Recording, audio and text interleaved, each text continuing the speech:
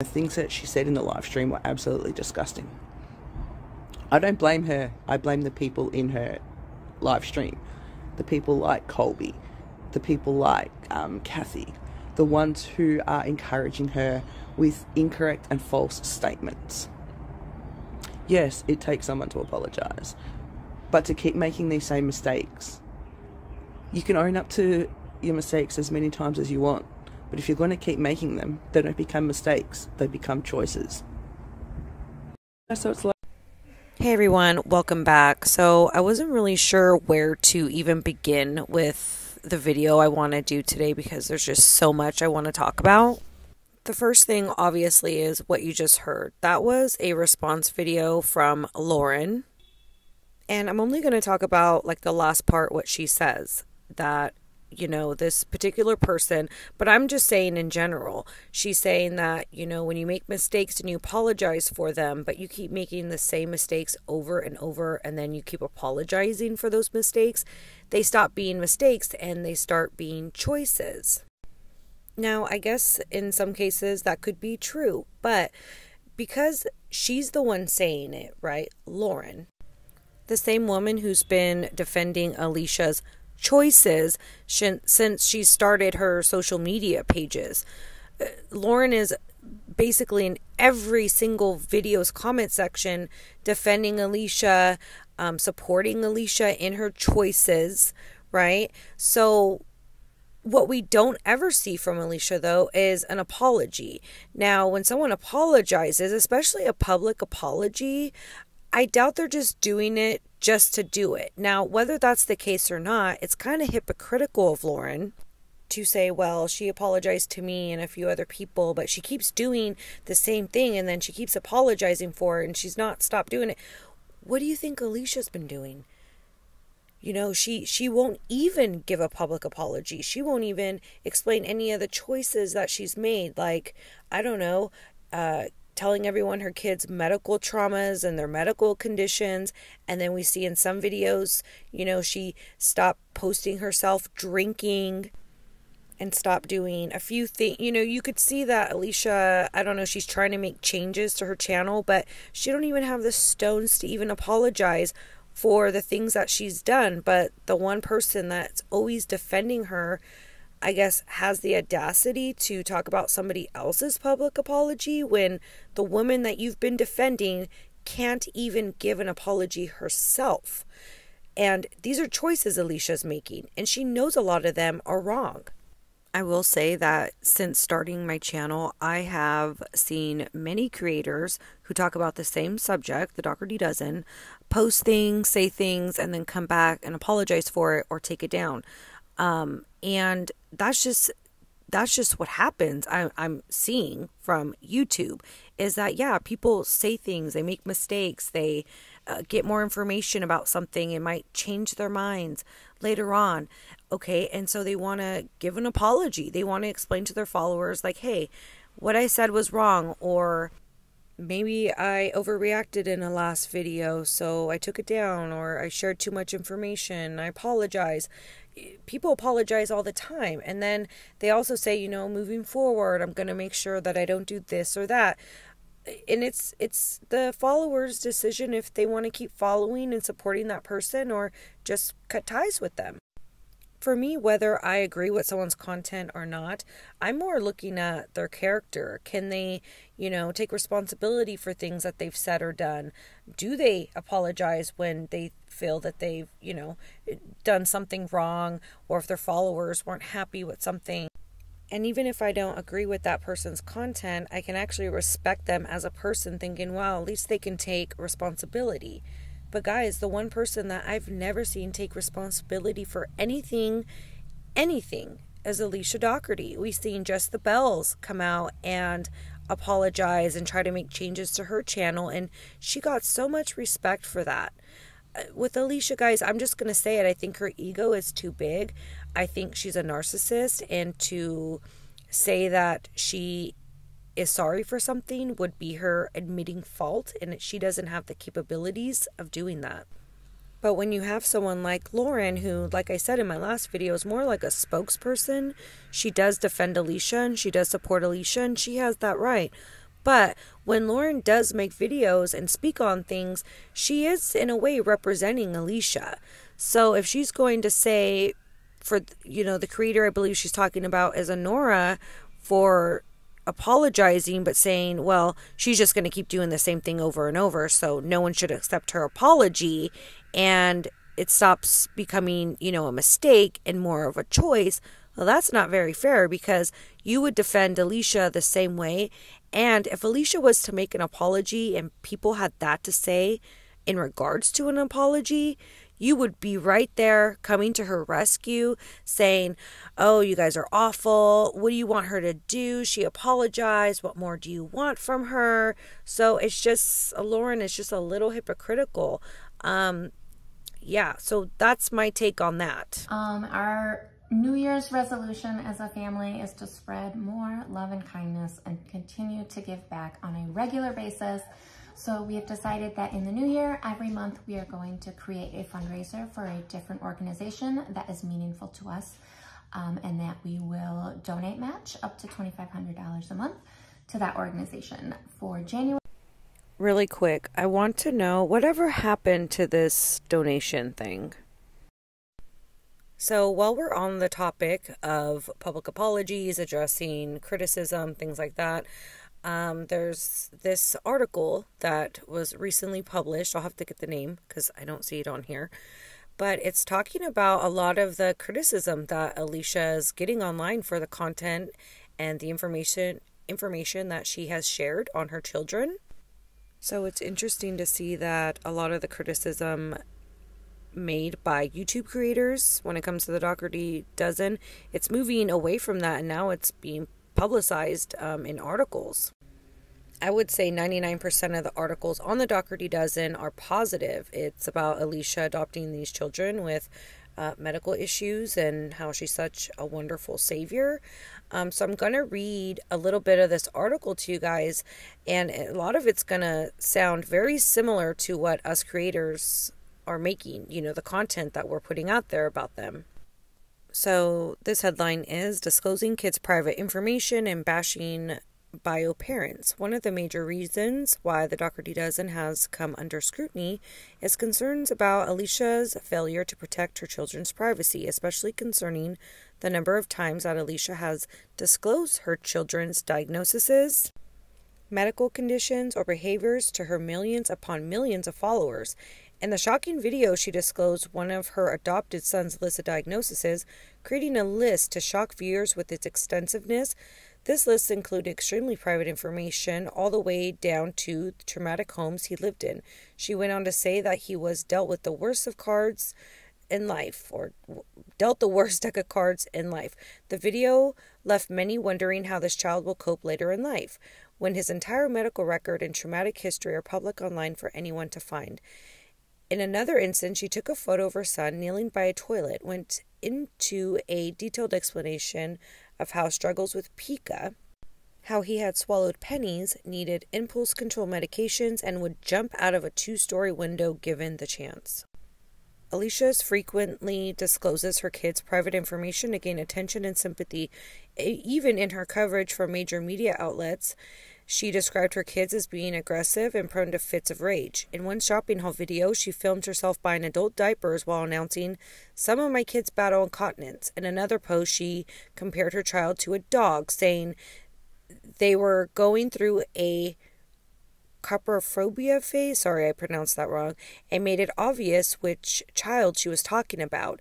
She has also boasted how some of her children were deemed unadoptable and at times even called them trauma kids, making it seem as if she solely defines them by their conditions and past. At one point, when a personal aide had nothing but positive things to say about one of Alicia's sons, she screenshotted the message and posted it to social media, laughing at it and pitying the poor aide who was still optimistic about working with her son.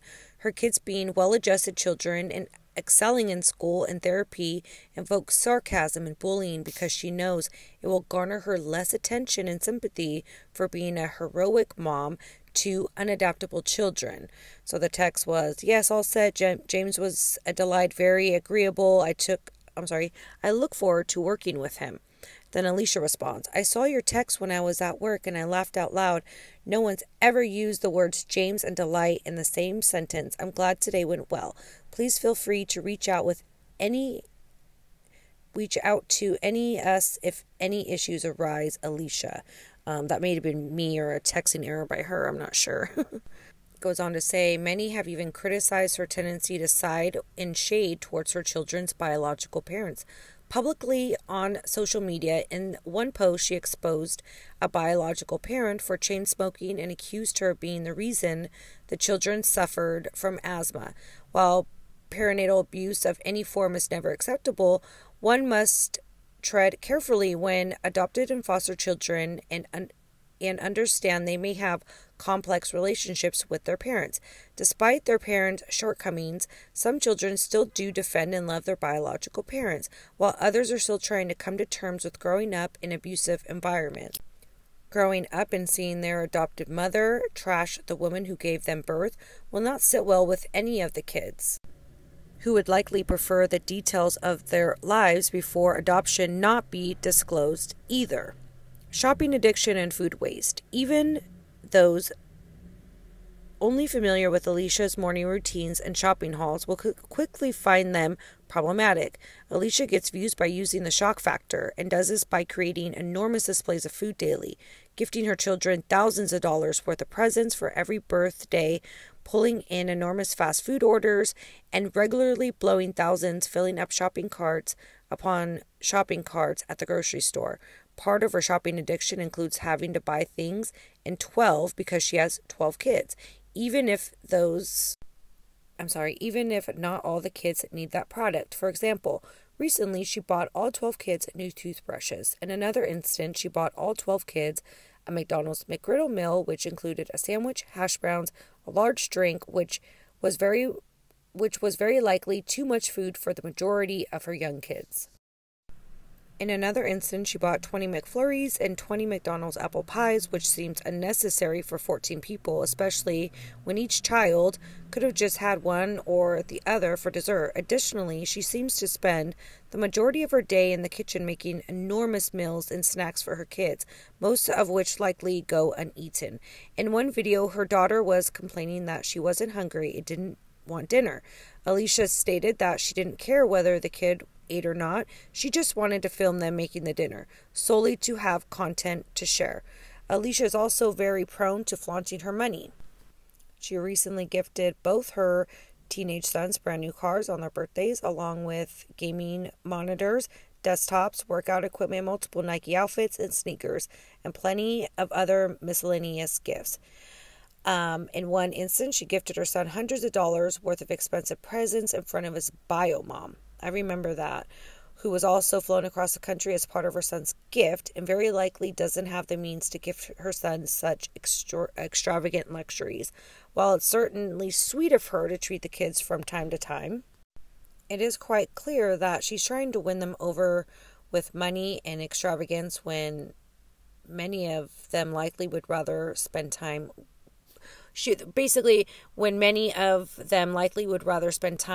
with them instead. I think what they're trying to say is they rather have her attention. Oh my gosh, just reading all that, like, that's exactly what we've all been talking about so far. Like, it's crazy. It's like so spot on. Just the excessiveness, the sharing of information. It's crazy. It goes on to say, additionally, she tries to avoid spending money on actual necessities, such as refusing to get the family's septic tank fixed. Oh my gosh, see, we talk about that too, for 6 months. This allows her to get more content buying loads of bottled water, running to the laundromat every week, purchasing using all plastic dishware and cutlery, and limiting the amount of water they use. I'm like, who's writing this? Is this like, it seems like we all got together and like wrote this article together. It's like so spot on. Bullying, racism, and alcohol. Given her callous disclosure of all the kids' medical issues and trauma, it isn't surprising that she's prone to bullying and insulting her kids too. Recently, she posted a TikTok video of her younger biological son going around and telling his siblings which celebrity or TV film character they were a dupe of. The first video, oh my gosh, I remember this, was a harmless but obviously Sorry, the words are so little, I need my glasses. But obviously concocted by Alicia, as her young son referred to his baby sister as Rue Bennett dupe, and it's unlikely he watches Euphoria at his tender age. The next video was shocking as she missed my spot here, as she described one of her sons as a sideshow Bob dupe. A character comparison may find to be mocking and racist. She then took the insults even further by calling the son who struggles with weight as Peter Griffin dupe, and another son who suffers from FASD, Sid the Sloth dupe. Meanwhile, she received high praise for raising her adopted black twin boys and her biological white son as triplets.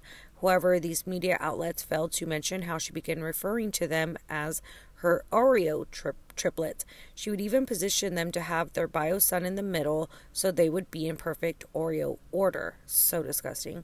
It's unclear why anyone would think this was okay. Same. Then there was the issue of the family's attitude towards alcohol. Alicia jokes a lot about alcohol, even going so far as blame her kids for being the reason she drinks. Yes, she does, and there's plenty of TikToks to prove that. Plenty of parents likely make this joke. I agree. But adopted children with traumatic histories and struggles that are out of their control shouldn't have to see comments like this. Additionally, the amount of White Claw that Alicia frequently sees purchasing every week on grocery hauls is quite a lot. I agree. Although I would say most recently she has refrained from doing that. But let's see, where did I leave off? Especially in addition to the bottles of wine and tequila frequently spotted in their videos. Good catch. Okay, so here's just the pictures that they posted of the alcohol. And then there's Nana holding the White Claw. And she says, "Not all heroes wear capes." And then the other one is, "I'm prepared for Snowmageddon."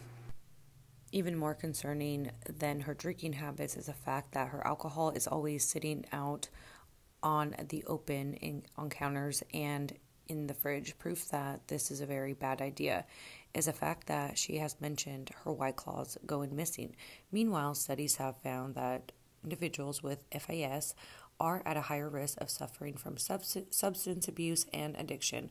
Having alcohol with no child safety precautions is very concerning and especially should not be allowed in a foster adoptive home.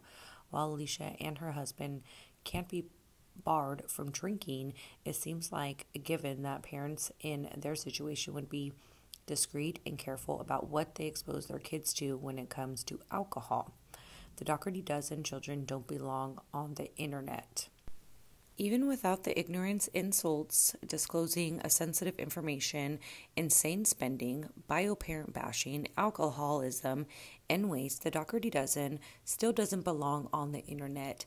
In the age of YouTube family vloggers and now TikTok vloggers, many are beginning to become concerned about the exploitation of children and the denial of their privacy. Alicia often argues that she has a perfect right to film her kids and share their names and faces on social media. When concerns arise about her putting two children in kinship care on social media when they weren't legally adopted, she proved that it was legal to her to do so. So, also immediately had them refer to her and Josh as mom and dad upon arriving in a new home. Oh my gosh, I had no idea that she did that. Having something be legal is not a good enough excuse to do it. All children are vulnerable and should not be exploited, but her adopted kids are especially vulnerable. Many of them have been through trauma and abuse, and many have medical conditions that require special care. They will have enough hardships in their life dealing with the marks that their past have left on them. The last thing in the world that they need is videos circulating of them being compared to Sid the Sloth or listing every detail of extremely sensitive and private medical conditions, traumas, and behaviors. They also don't need hundreds of comments from strangers directed at them, many of which are callous, brutal, and inappropriate. Their stories are their own to tell. They will tell their story only when or if they ever choose to do so.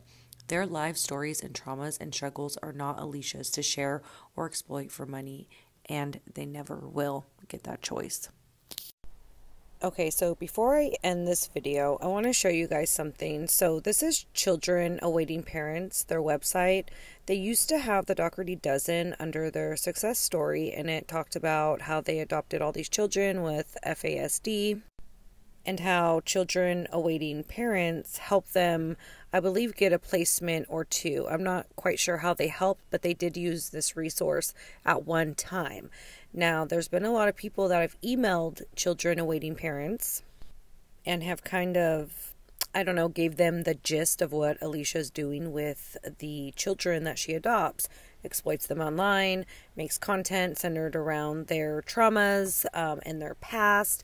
And so children awaiting parents in an email responded to someone who wrote them and I guess gave them screenshots of Alicia's social media and some videos, and basically it was like, hey, we just want you guys to be aware of what this couple is doing with their adopted children. They're exploiting them, and what are you guys doing to prevent this from happening in the future, and so on and so forth. Well, they did get a response back from someone who does work at Children Awaiting Parents, and this is what they had to say. Really quick, I do want to mention that after this email was sent, Children Awaiting Parents did take down the Doherty success story. So I guess, this is a foot in the right direction, and it shows that they do not support what the Dohertys are doing. But the email says, thank you so much for reaching out with your very valid concerns. This is not the first time we've dealt with this concern, nor can I even dispute it. We did process one placement and adoption several years ago, but the family was an adoptive family resource already identified, so we completed the adoption process. However, since then, the family has not been with Children Awaiting Parents, does not represent CAP, nor does the family's choice of representation and lifestyle reflect the values of CAP. We no longer have connection to the family. Children Awaiting Parents is a supportive agency to adoptive and foster families. We work hard to match children with the right family and provide the utmost quality services to ensure the children remain in the best positive, safe environment post-adoption. Sometimes families are referred with a placement already in the works but need an adoption agency to finalize it. Counties have custody of the children and they make the final decision. So basically, children awaiting families, they don't, or I hope I said that right, but basically this agency doesn't place foster, they just help with the process. So it says counties have custody of the children and they make the final decision. So they don't. I very much appreciate your perspective and thank you for your questions. I hope this helps you understand the larger picture and where we stand today. And then that's the name of the executive director. I applaud this children awaiting parents. I think I said children awaiting families, but you guys know what I mean. I'm very glad that they took down the success story. I think in the beginning, the intentions of the Dohertys were in a good place, but after the money started coming in and all that, their priorities changed a little bit, and so I'm glad that they no longer support what the Dohertys are doing. Maybe in the future, if they change how they're, presenting themselves online on social media, maybe put it back up, or maybe just keep that tie severed. I'm not sure. I just wanted to share that with you guys. So, progress maybe being made little by little, not sure, but yeah, so that's it. So with that article I read to you guys earlier, and then this update from Children Awaiting Parents, maybe a foot in the right direction, not sure. If anything, I'm just glad that they're finally holding Alicia accountable for the things that she's been doing with her content. So as always, let me know what you guys think. Until next time, bye.